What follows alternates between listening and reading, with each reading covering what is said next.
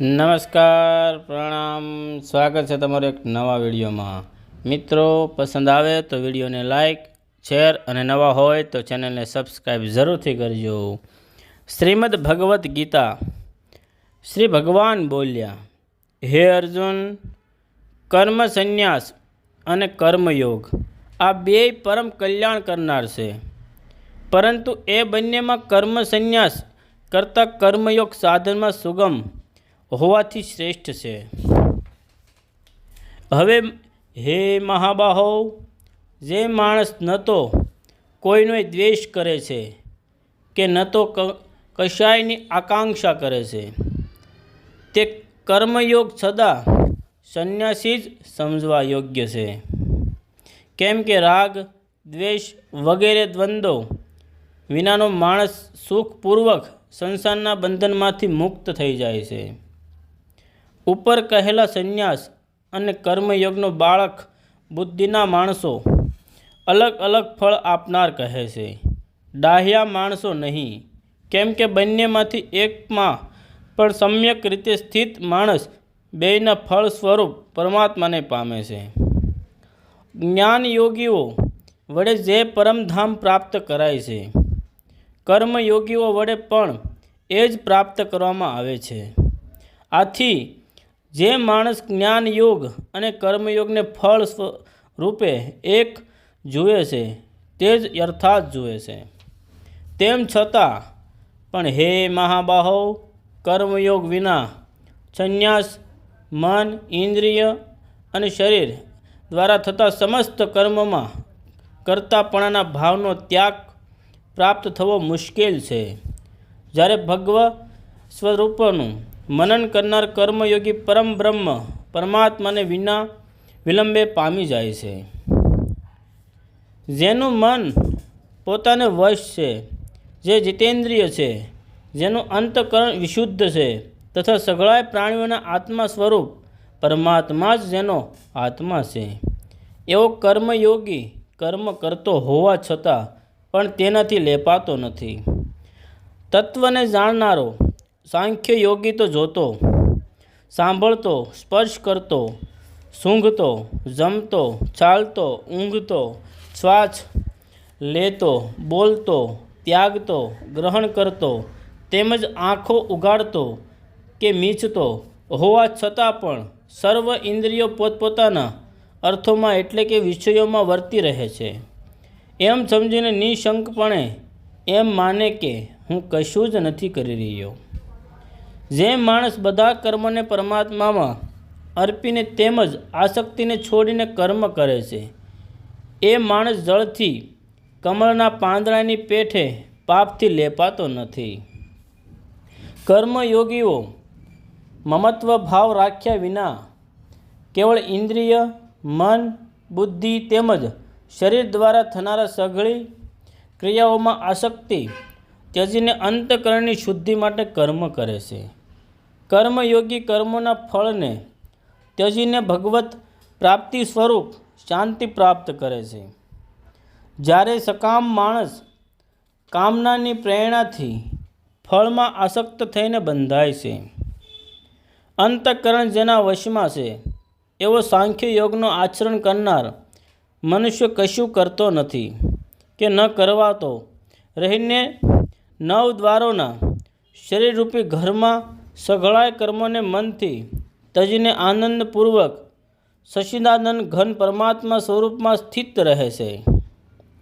પરમેશ્વર માણસોના ન તો કર્તાપણાને, ન કર્મોને કે ન તો કર્મ ફળના સંયોગને સર્જે છે, પણ સ્વભાવ અર્થાત ત્રિગુણમય પ્રકૃતિ જ પ્રવર્તે છે। સર્વવ્યાપી પરમેશ્વર ન તો કોઈના પાપ કર્મને ગ્રહણ કરે છે કે ન કોઈના શુભ કર્મને, પરંતુ અજ્ઞાન વડે જ્ઞાન ઢંકાયેલું છે, એનાથી જ બધાના અજ્ઞાની માણસો મોહ પામે છે।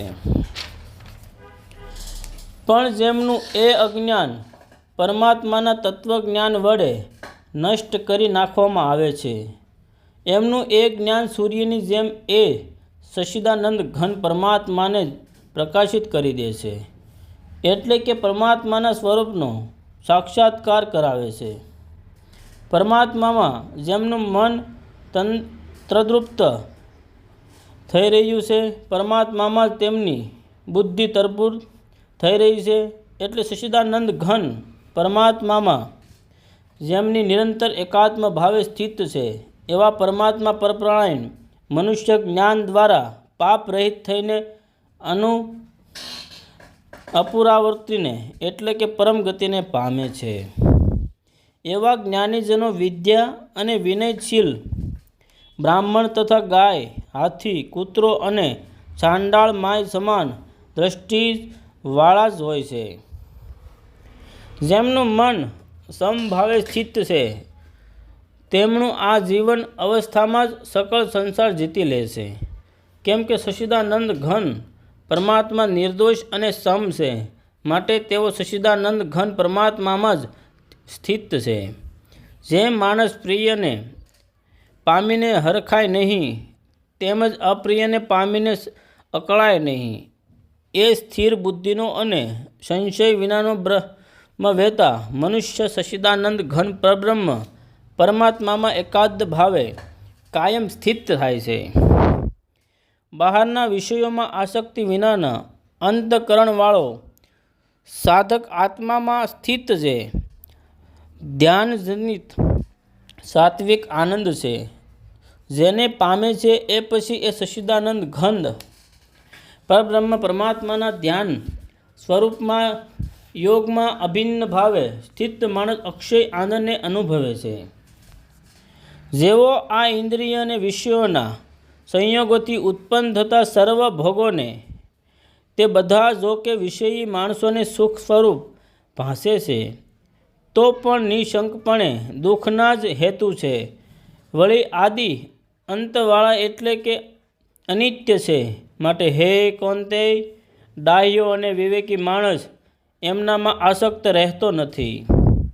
જે સાધક આ મનુષ્ય શરીરમાં દેહનો નાશ થયા પહેલાં જ કામ ક્રોધમાંથી ઉદ્ભવતો વેગને સહેવા સમર્થ બની જાય છે, એ જ માણસ યોગી છે અને એ જ સુખી છે. જે માણસ અંતર આત્મામાં જ આનંદ અનુભવનારો છે, આત્મામાં જ રમનારો છે, અને જે આત્માને જ જ્ઞાન સ્વરૂપ પરમાત્માનો અનુભવ કરાવનારો છે, એ સચ્ચિદાનંદ ઘર પરબ્રહ્મ પરમાત્માની સાથે એક્ય પામેલો સાંખ્ય યોગી શાંત બ્રહ્મને પામે છે. જેમના સઘળા પાપ નષ્ટ થઈ ચૂક્યા છે, જેમના સઘળા સંશયો જ્ઞાન દ્વારા નિવૃત્ત થઈ ચૂક્યા છે, જેઓ સર્વ પ્રાણીઓના હિતમાં રત છે, તેમજ જેમનું જીતાયેલું મન નિશ્ચય ભાવે પરમાત્મામાં સ્થિત છે, એવા બ્રહ્મવેતા માણસનો શાંત બ્રહ્મને પામે છે. કામ ક્રોધ વિનાના જીતેલા ચિત્તવાળા પરબ્રહ્મ પરમાત્માનો સાક્ષાત્કાર કરી ચૂકેલા જ્ઞાનીજનો માટે ચારેય કોર શાંત પરબ્રહ્મ પરમાત્મા જ પરિપૂર્ણ છે. બહારના વિષયો ભોગોનું ચિંતન કર્યા વિના તેમને બહાર જ ત્યજીને અને આંખોની દ્રષ્ટિએ ભ્રમરોની મધ્યમાં સ્થાપી દે, તથા માનસિકતામાં વિચરતા પ્રાણ અને અપાન વાયુને સમ કરીને જેણે ઇન્દ્રિયો, મન અને બુદ્ધિને જીત્યા છે, એવો જે મોક્ષપરાયણ મુનિ ઈચ્છા, ભય અને ક્રોધ વિનાનો થઈ ગયો છે, તે સદા મુક્ત જ છે. મારો ભક્ત મને સર્વ યજ્ઞો અને તપોનો ભોગવનાર સકળ લોકોના ઈશ્વરોનોય ઈશ્વર તેમજ સઘળાય પ્રાણીઓનો સુહદ એટલે કે સ્વાર્થ વિના દયાળુ અને પ્રેમ કરનારો એવો તત્વથી જાણીને શાંતિને પામે છે. ઓમ તસ્સદિતિ. શ્રીમદ્ ભગવદ્ ગીતા સુપનિષત્સુ બ્રહ્મ વિદ્યા યોગશાસ્ત્રે શ્રી કૃષ્ણાર્જુન સંવાદે કર્મ સંન્યાસ યોગો નામે 5મો અધ્યાય સમાપ્ત. જય શ્રી કૃષ્ણ.